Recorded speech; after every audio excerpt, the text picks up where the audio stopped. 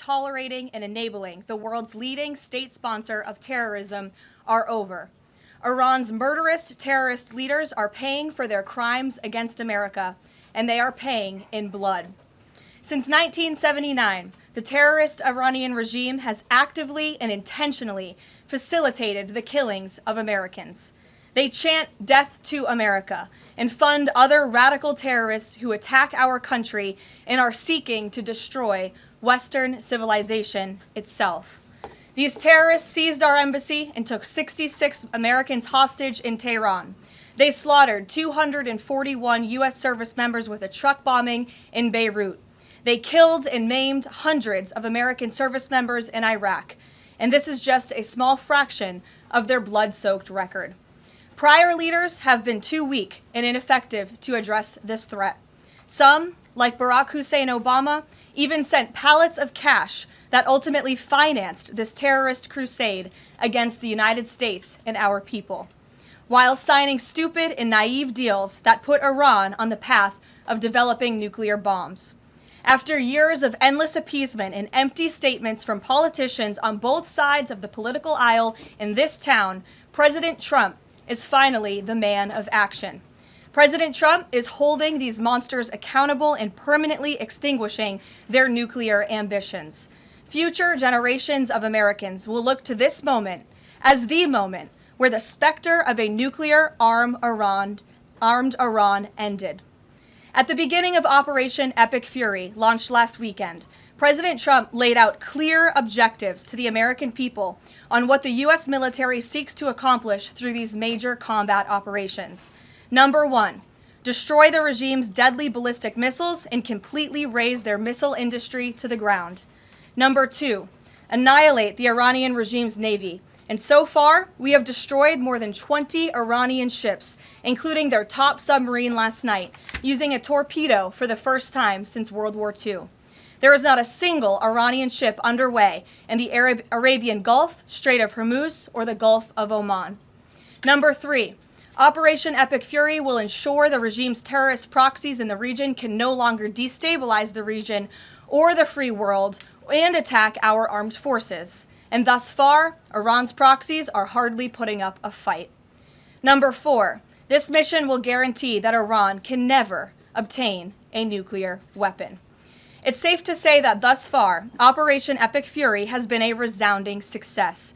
American forces have struck more than 2,000 targets, destroying hundreds and hundreds of ballistic missiles, launchers, and drones.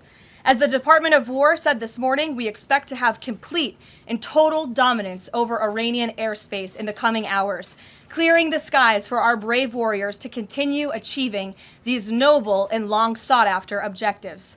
There's been a lot of misreporting and intellectual dishonesty from the American media on why President Trump decided to launch this operation. So let me remind you, Operation Midnight Hammer, which took place last June, obliterated Iran's 3 major nuclear sites. Yet the terrorist Iranian regime has remained fully committed to rebuilding its nuclear program. How do we know this? Because Iran has pursued this path of war and violence despite President Trump dispatching 2 of his top and most trusted negotiators to engage in exhaustive and good faith negotiations to try and reach a deal. And the world knows this president's preference is always peace and diplomacy first. Look no further than the 8 additional global conflicts he has ended in the past year as proof. Unfortunately, the terrorist Iranian regime refused to negotiate in good faith. They chose this path of violence and destruction, and they are reaping the consequences of their horrible decision. The regime did what they always have done. They lied, they delayed, they tried to string the United States of America along. They wanted to buy themselves time to continue building ballistic missiles and other deadly weaponry that could harm our U.S. personnel and troops in the region, and to continue aggressively pursuing their unacceptable nuclear ambitions. U.S. negotiators offered to lift crippling sanctions on Iran and even provide nuclear fuel to Iran at no cost to support a civil nuclear power program. They additionally had the opportunity to accept U.S. support as an investor in potential projects to develop peaceful nuclear energy together under a mutually agreed upon framework. Yet in response, Iran would have to forfeit their enrichment capacity once and for all. But Iran rejected. They accepted none of these generous and unprecedented offers by the United States. Simply put, they refused to say yes to peace. And their refusal made clear that their number one priority was building a nuclear weapon with which to threaten the United States of America. Again, the country they have been chanting death to for nearly 5 decades. Let me state this again clearly. Iran rejected the path of peace because the terrorists in charge of this regime wanted to build nuclear weapons to use against Americans and our allies. President Trump made the determination, a courageous determination and decision, that the path the United States was on with Iran had only one outcome: massive death and destruction at the hands of a nuclear-armed terroristic regime. That path of death and destruction and threats against the American people have ended with Operation Epic Fury. Operation Epic Fury has forged a new path that will better ensure the security of the United States and our people. The terrorists made a bet that President Trump would be like many of his predecessors, that he would just talk and he would refuse to enforce his clear red lines. But that has proven to be a catastrophic error in judgment. When President Trump makes a threat, and I have reiterated that threat many times from this podium to all of you over the past year, President Trump does not bluff. The president's words are backed up by the mightiest warriors in the world who possess the most sophisticated capabilities this world has ever known. 49 and counting of the most senior Iranian regime leaders, including the supreme leader, have already been wiped off the face of the earth. Make no mistake, killing these brutal terrorists is good for America and makes the world a much safer place.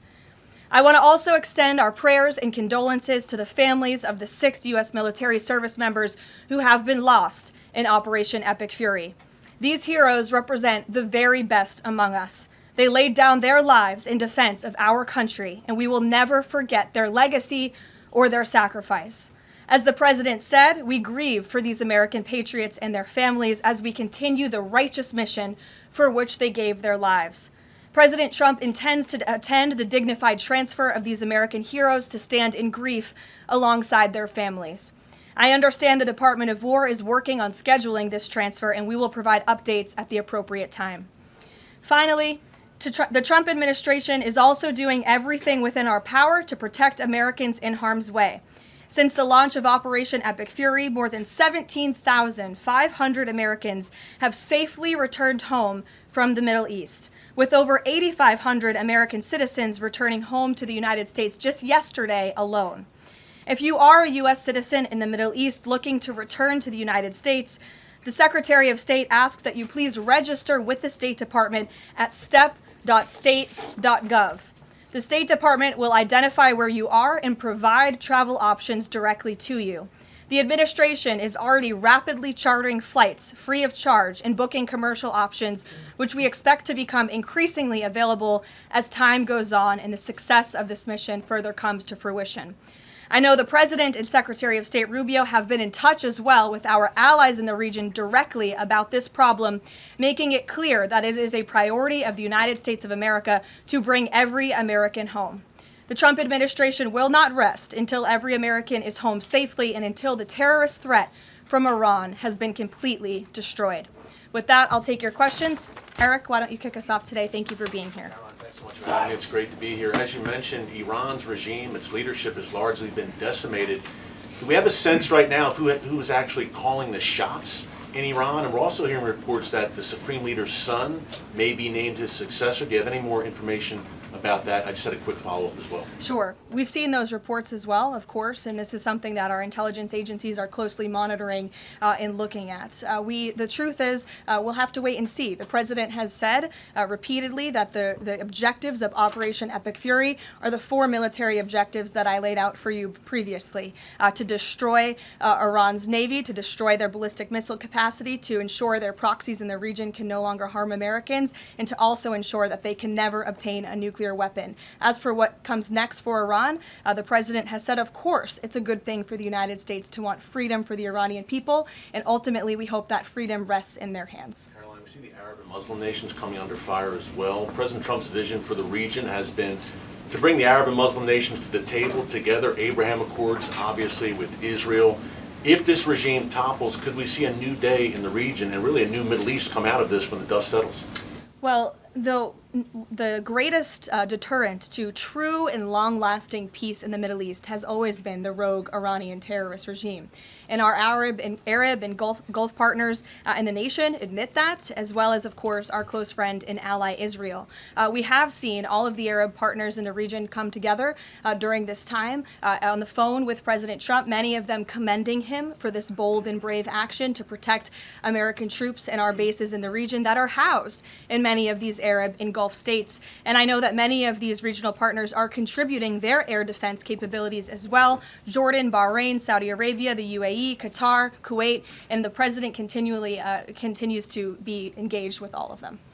Welcome. Garrett. Also have two, if you'll humor me. Axios, I think, was the first to report this morning this phone call between the president and Prime Minister Netanyahu, saying that Netanyahu had given the U.S. this information about where the Ayatollah would be and that he'd be with his deputies on Saturday.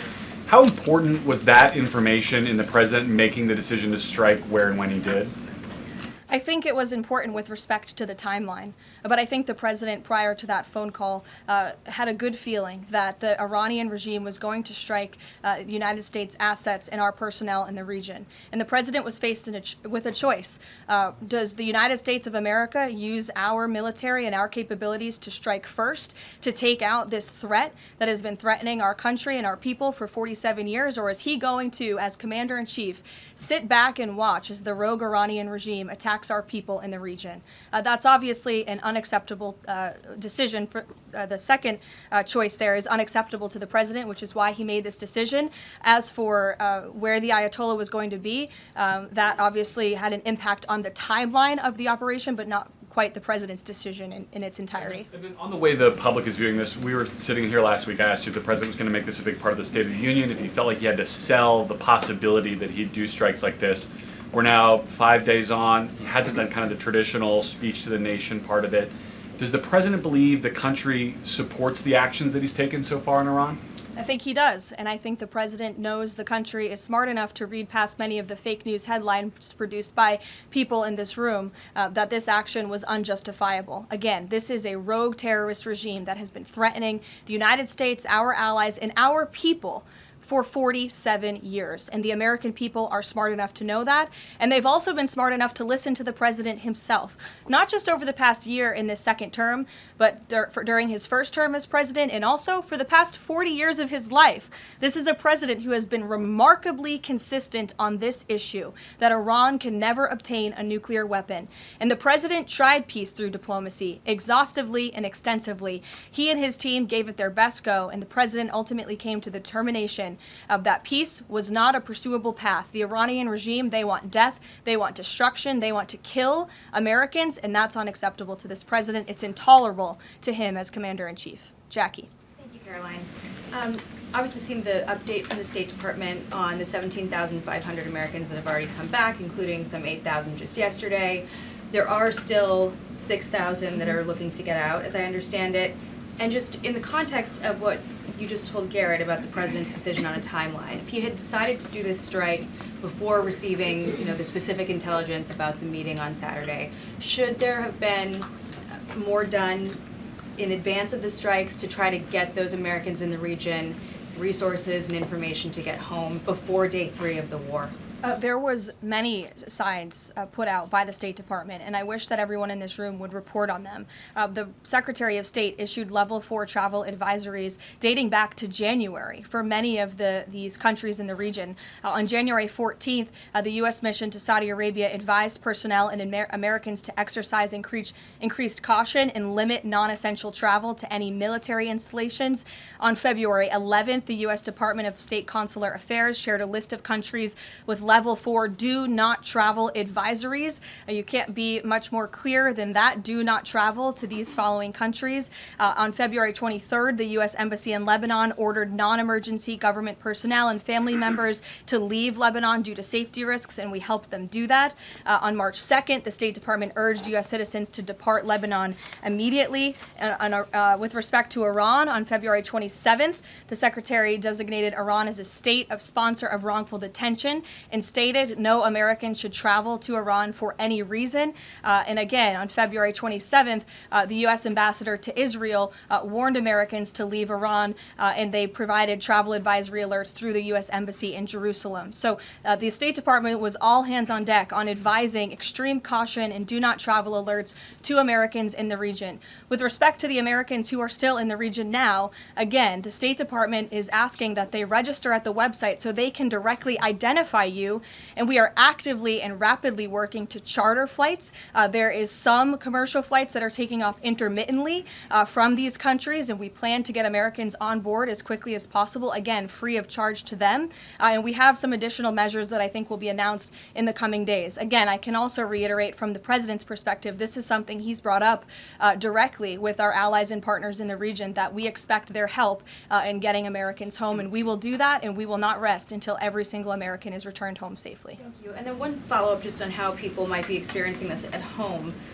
With respect to the economy and the cost of oil spiking, is there a need to start those Navy escorts in the Strait of Hormuz now to sort of blunt the impact to people? And also, because Spain is a member of the EU, does that at all put a wrinkle in the President's plan for a trade embargo with them?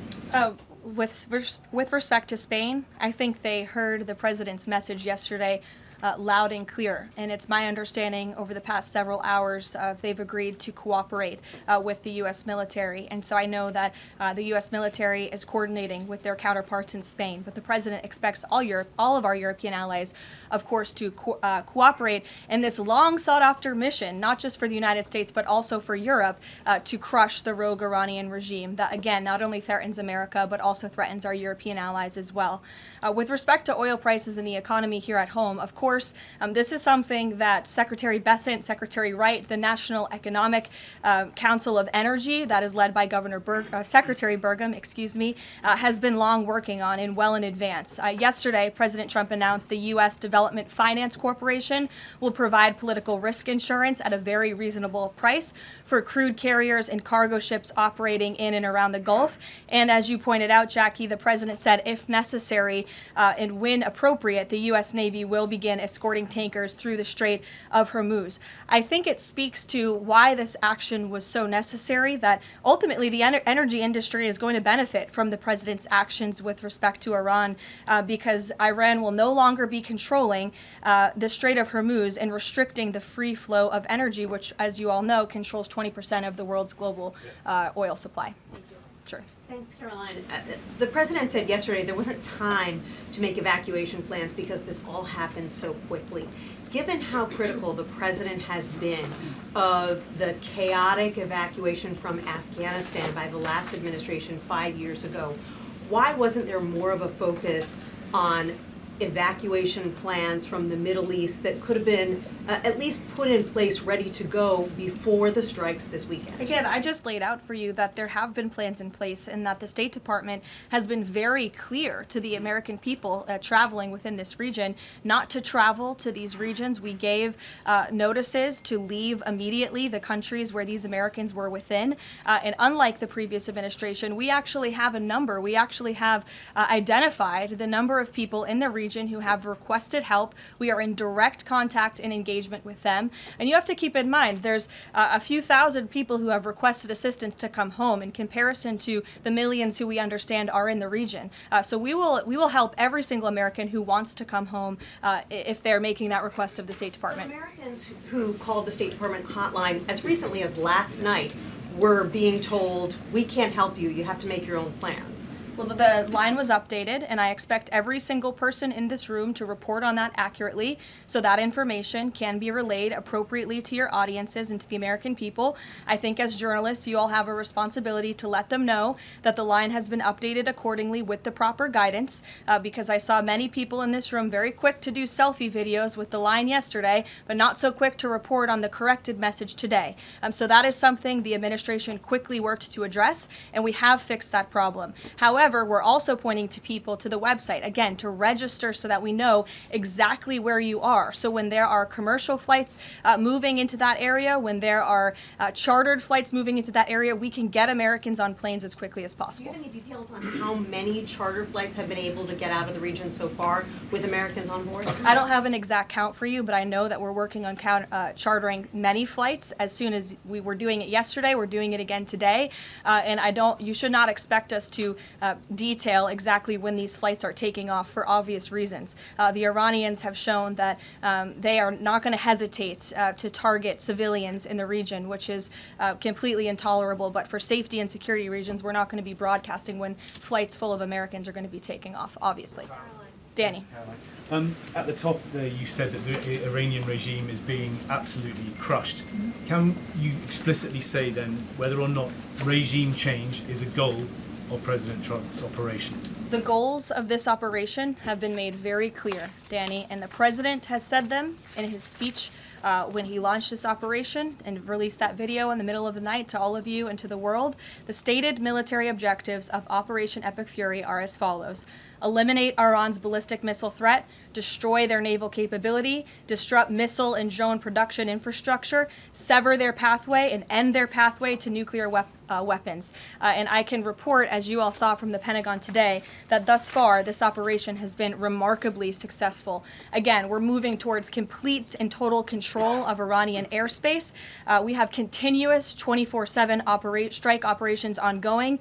We've had more than 2,000 targets that have been struck. Nearly 2,000 munitions have been employed. The first 24 hours of this campaign were described nearly as twice the scale of the 2003 shock and awe campaign. And we've seen that the enemy, the Iranian rogue regime, their retaliatory strikes against the United States and the threat reduction has reduced significantly. If you look at the Iranian ballistic missile launches, they're down 86% from day one levels. So while the United States military continues to increase its complete dominance over this rogue regime, they are weakening day by day. Regime change is not a phrase that you would want to use. Again, Operation Epic Fury, I just detailed the goals and objectives of this very quickly. But obviously, as the president has said numerous times, do we want to see Iran being led by a rogue terrorist regime? No, of course not. So any day the United States of America is taking out a terrorist is a good day for our country and a good day for our people.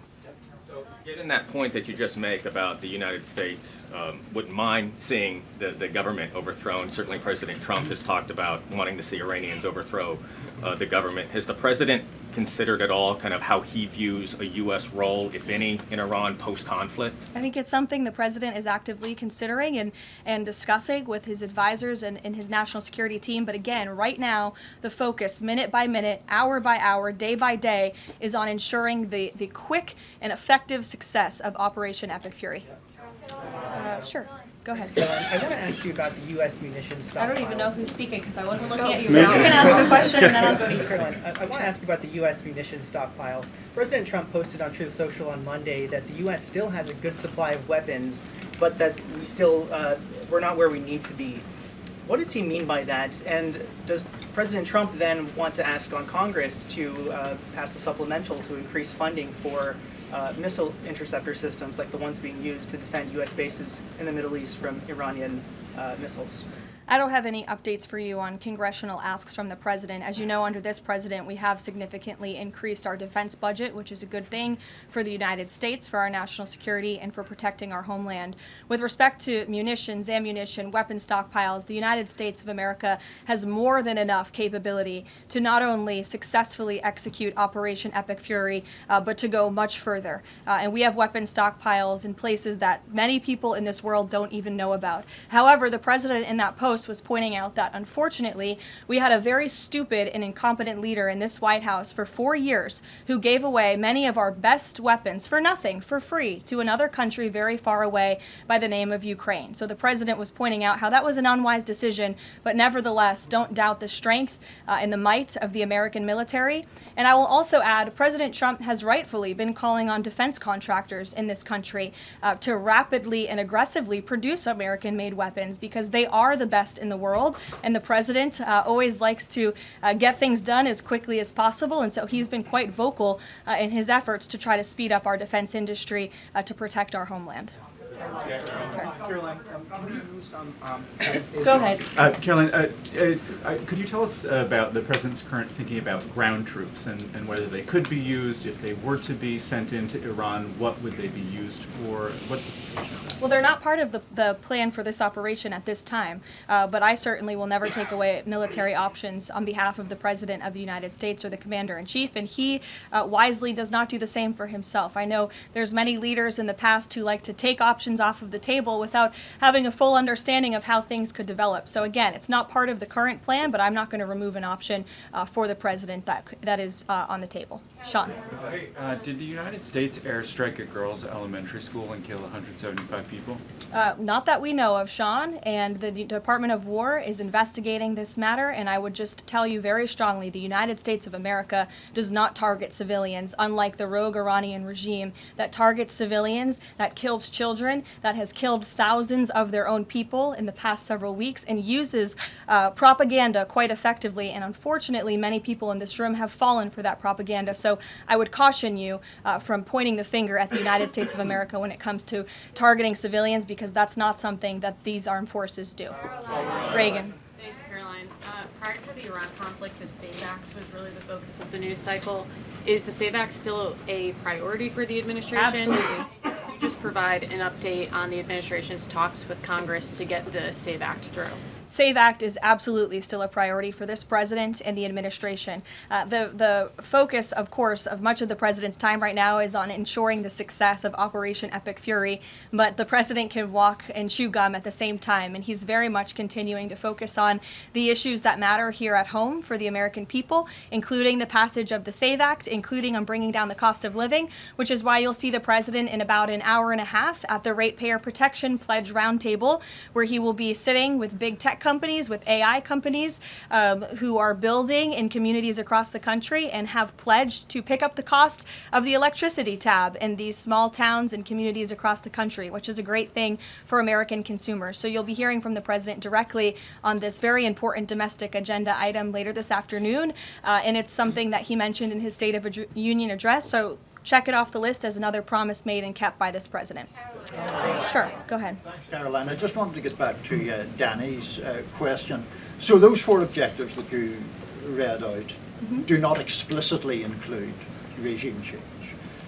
If those objectives were achieved and the Islamic Republic still existed, would that be an acceptable outcome?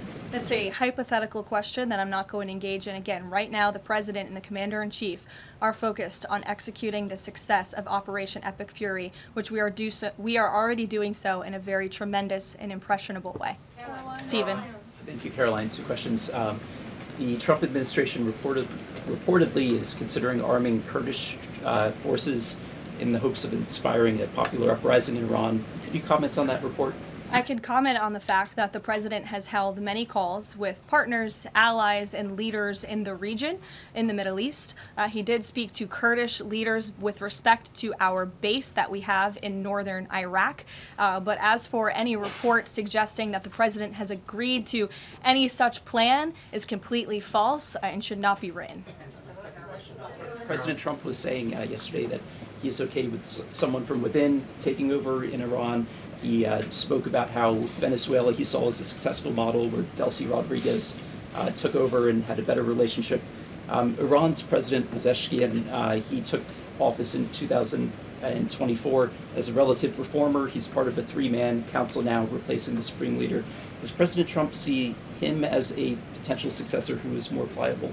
Again, that's another hypothetical, and I haven't spoken to the president about this specific individual, so I don't want to get ahead of him on any assessments that should be made. Thank you.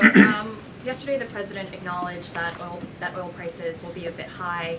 As for gas prices here in the U.S., what is the admin doing right now to counter that? I mean, should they skyrocket? Is there a plan to help Americans right now with those higher gas prices? And then a second question. On the rash that was on the president's neck, the White House physician said it was a preventative skin cream that he was using, but why is the president using this cream? What are they trying to prevent with this cream? To your second question, I don't have anything additional to add to the physician statement that we provided to all of you on those questions, but I know the statement said that the redness on the neck will dissipate within the next couple of weeks. To your first question about oil prices, thank God we have a president who has exuded American energy dominance over the past year, an administration that is wholeheartedly focused on keeping prices stable as best as we can. Of course, this operation is temporary to protect the homeland, but crude oil prices did fall yesterday. They remain stable today after the president announced steps to ensure the stability in global energy markets. Again, those include the DEC offering reasonably priced political risk insurance and the potential for the U.S. Navy to provide protection for the flow of energy through the Strait of Hormuz. It is the president's belief and his economic team's belief that the economy continues to be very strong, it's robust, and will be able to weather any of the temporary impacts of Operation Epic Fury. John. Thanks a lot, Caroline. Just to follow up to that, the timeline for making the Strait of Hormuz safe for oil tankers to transport their oil through the strait, what is that timeline, and what can the president do to speed up that timeline? I don't want to commit to a timeline, but certainly it's something that is being calculated actively by both the Department of War and the Department of Energy. They're working very closely. Both secretaries are in all of the briefings on this subject with the president, and this is, again, something they're monitoring, and if and when necessary, the United States Navy will provide assistance to escort oil tankers through the strait. Caroline. Sure, in the blue. Thank you, Caroline. You're not in blue, Andrew. Go ahead. Yeah, thank you. Well, I guess you are, sort of. I'll go to you after. You had mentioned about the commercial aircraft being used for the evacuations. What about the use of military aircraft? Would that happen in conjunction with that or subsequent to? That is something that is definitely underway, and of course we're going to use that in conjunction. We want as many planes, whether they're chartered, commercial, or military, taking Americans out of the Middle East and returning them safely home. So yes. Andrew, go ahead. You're welcome. At the top of the briefing, you listed a long list of grievances against the Iranian government, going back to the takeover of the embassy in '79, barracks bombing in the 80s, etc. But no one from the administration has laid out the imminent threat that was supposed to be taken care of by this. And the rationales offered by, say, Secretary Rubio, the President's National Security Advisor, said that the threat was retaliation against American interests from Iran after Israeli strikes. The President says it was his own feeling that Iran was going to attack. Why is it that across the administration you can't say what the imminent threat against the United States was that required us to launch this? And also, Prime Minister Starmer told Parliament today that his reason that he didn't allow the use of British bases was that he was not satisfied that there was a lawful basis and a viable, thought-through plan. Was there an attempt to provide the UK government with a legal basis for these strikes and a viable, thought-through plan? To the first question, I completely reject the premise of your question. You have had the President of the United States, the Secretary of War, the Chairman of the Joint Chiefs, the Vice President of the United States, the Secretary of State, and now I am out here today to explain to you exactly what led the President to make the decision to launch Operation Epic Fury. And President Trump does not make these decisions in a vacuum. This decision to launch this operation was based on a cumulative effect of various direct threats that Iran posed to the United States of America, and the President's feeling based on fact that Iran does pose an imminent and direct threat to the United States of America, based on the fact that they are the world's leading state sponsor of terrorism, based on the fact that they were rapidly and aggressively building up their ballistic missile program to give themselves immunity within their country alongside their navy, so that inside their country they could continue to create nuclear weapons and nuclear bombs, which would of course pose a risk to American Americans in the region, and even Americans one day here at home. And then another point on this is the president found that through these extensive, exhaustive, failed negotiations with Iran, that they were hell-bent on death and destruction. So again, the president was not going to be just another president on a very long list who sat back and stood by and passed the buck of this direct threat to the next administration. The president had a feeling, again, based on fact, that Iran was going to strike the United States, was going to strike our assets in the region, and he made a determination to launch Operation Epic Fury based on all of those reasons. And I would like the media to actually report on all of them, rather than just picking sound bites from one person in this administration and saying, oh, they're contradicting the other person. No, again, these decisions are not made in a vacuum. They are made by the president's feeling that Iran was going to strike the United States and our assets in the region, and he was not going to sit back and watch that happen. The determination was made that the president was going to strike first alongside Israel, and that has obviously been proven to be the right decision and an effective one at that. Libby, go ahead. Thank you, Caroline. A two-part question for you here. First, has the president spoken with the family members of those U.S. service members that were killed? Second, given what you've outlined throughout this entire briefing, I mean, the United States has sunk a bunch of Navy ships. We've hit all of these targets. What can Americans expect the goal to be moving forward now that the U.S. has accomplished all of this? What is victory, given we've even taken out Iran's supreme leader? That was an explicit goal. Again, victory will be determined by the commander-in-chief once the goals and the objectives that we have repeatedly laid out are fully realized. Again, we just, in the next few hours, will be achieving that dominance over the skies, which means the United States military will be raining missiles and weapons down on Iran to hit these specific targets that have been identified as crucial to take out by the Department of War. Caroline. Sure, John. Thank you so much, Caroline. Has the U.S. posture changed in regard to a nuclear North Korea, given the latest strikes on Iran and the fact that the stated goal is to make sure that Iran is not a nuclear country?